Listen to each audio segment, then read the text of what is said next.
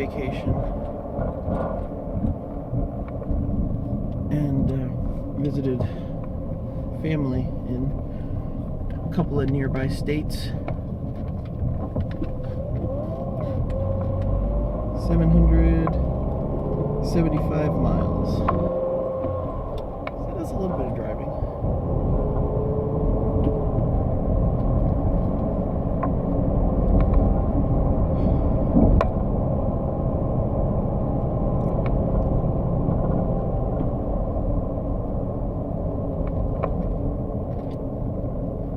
I disconnected.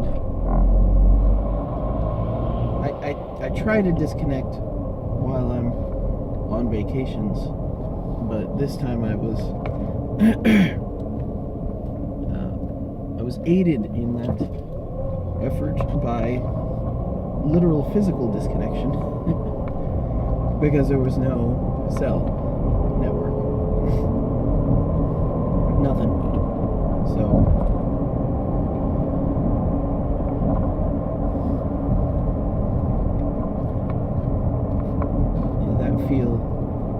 that feel when you come back to civilization and your phone's been out of cell range for days and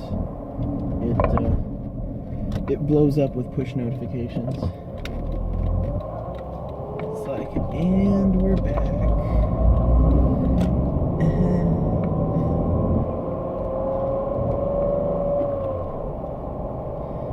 So it's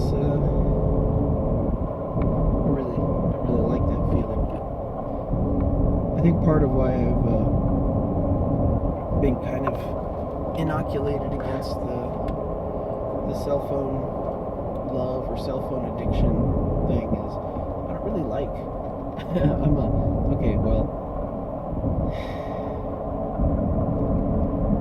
Let me just finish that sentence how I was going to finish it earlier. I don't really like human contact. I'm a bit too antisocial even for myself. I tend to be rather pessimistic at times, and it's like we got all our bills paid off and everything. Like we're out of debt completely. So that actually made the mail a little bit easier, but I still feel like apprehension when the phone rings. Quite sure what that is. So I didn't develop any kind of positive mental state that, no dopamine response really that occurs when my phone goes off, unless it's my wife. It's just like, customers sending me stuff. What about this? How can we that? It's just like new problems, and they're usually little minor niggling annoying ones, and I just don't like it. I don't like it, and a lot of my freelance work I've been turning it down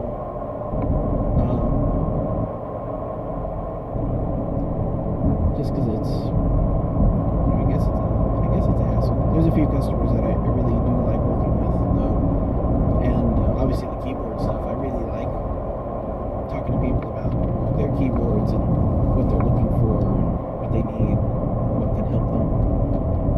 But for the most part, cell phone rings, I just kind of do a little internal cringe.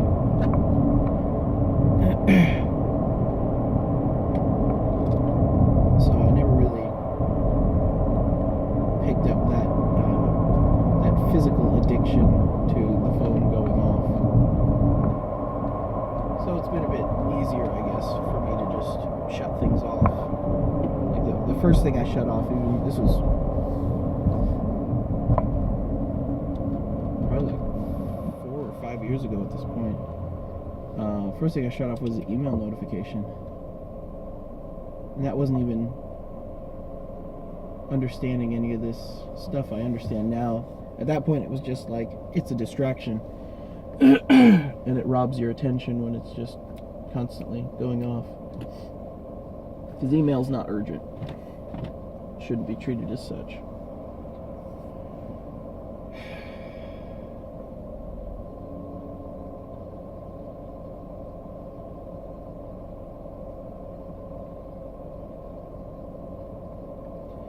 feels like a pretty useless one.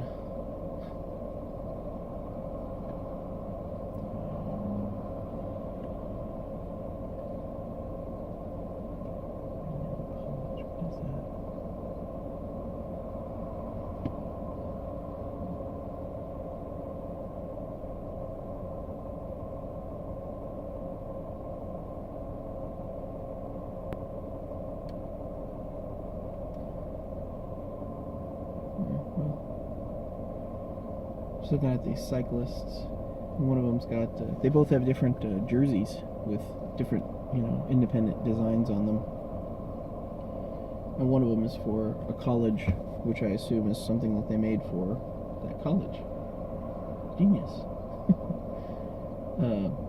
I just saw the jerseys and I'm like, where do you buy, like, cycling jerseys? And then I realized that I have paintball jerseys. And those are not even for teams, those are for, what is it? Commercial companies, paintball manufacturers and stuff like that. And every year they come out with a different design, so you would have a kind of a limited release almost. I definitely have a favorite paintball jersey, so why should I sit here and begrudge their hobby when mine has literally the exact same thing in it.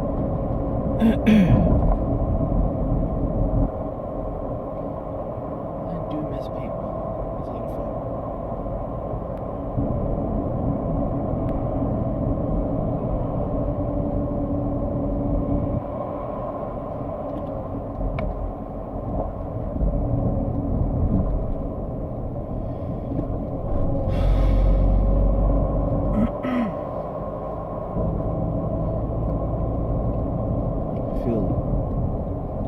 Loose and unfocused, and that might be, the vacation, or it might be me being worn out from being attentive for 775 miles or whatever from driving, but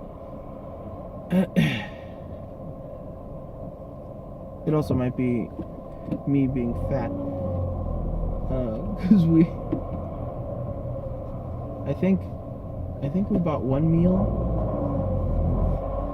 Maybe? I have to think about that. Everyone else, they refuse to let us buy food instead of Mexican families. And overfed us.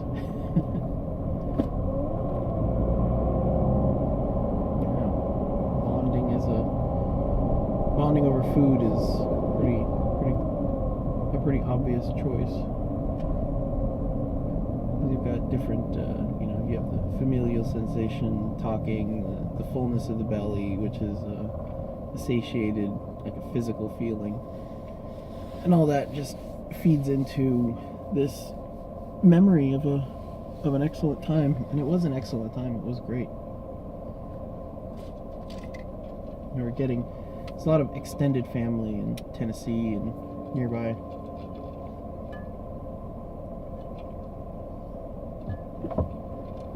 And it's from a side of the family that we didn't really connect with until rather recently. So,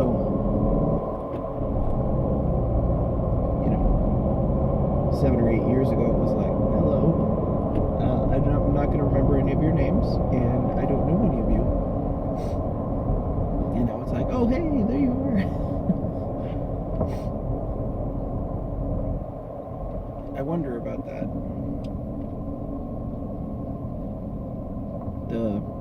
The familial bond, because the more I learn about about the things that were taken from us intentionally in America, and probably just in the West in general,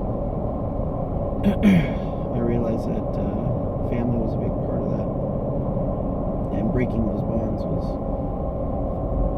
was important to transform us into little cubes of human work units that could be moved around, shipped back and forth very inexpensively.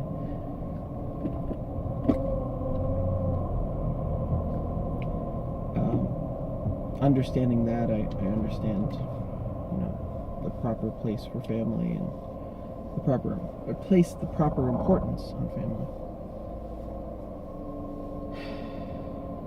But it doesn't change the fact that there's 2 or 3 generations at this point that have been raised or trained to believe that family is just a bunch of annoying people that you have to put up with at Thanksgiving. Certainly plenty of articles to that effect.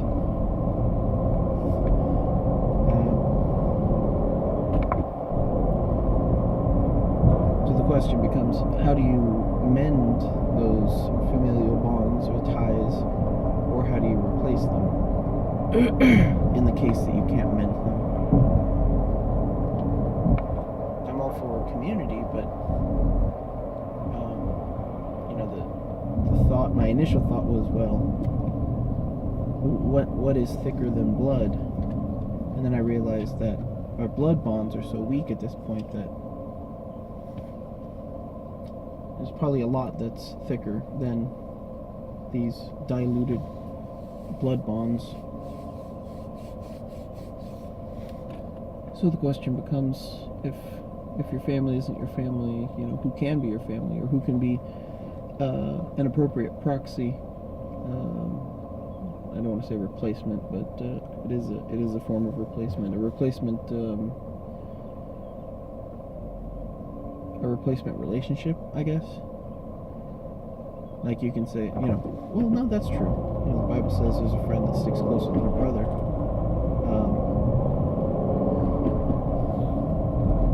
So it should be possible to build an extended family, or to build a friendship into something close enough that it is like a family, or closer than a family. So the question then becomes, how do you do that? And when I think about that, I think, strangely, and this is weird coming from me, but I think of obligation. Well, maybe it's not strange coming from me, since as I stated earlier, I don't like people. I'm very solitary, and that's a problem. That's something I'm working on. But like, my default state is just like, leave me alone. Like I'm gonna focus on something and disappear for a bit. Right. Obligation. So, as a form of obligation, I think about this, and I think about when we were living in California, and we would have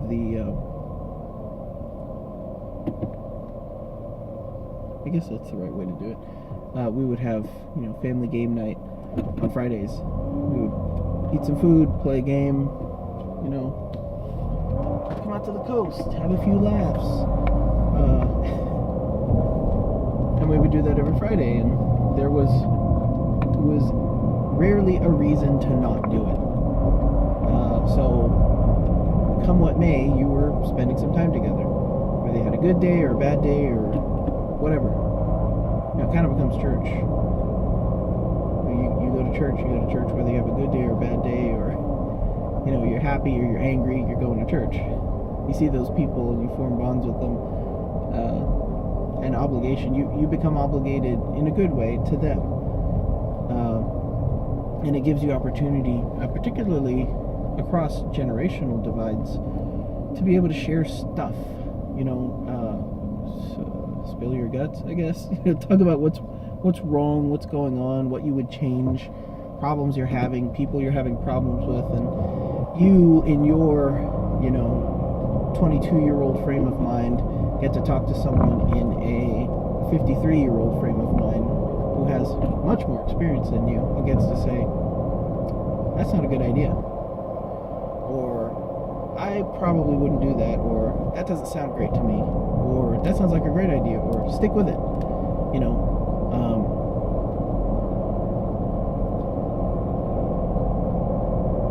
That generational knowledge transfer is is something that was lost, intentionally destroyed, I should say, because I do believe it was intentionally destroyed. So, like, how do you replace that? How do you repair that? I do not know, but I would like to.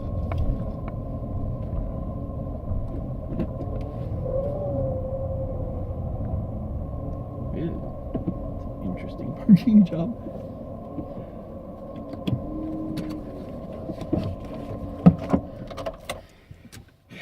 What was this one even about?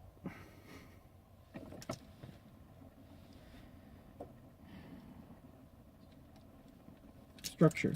I need more structure.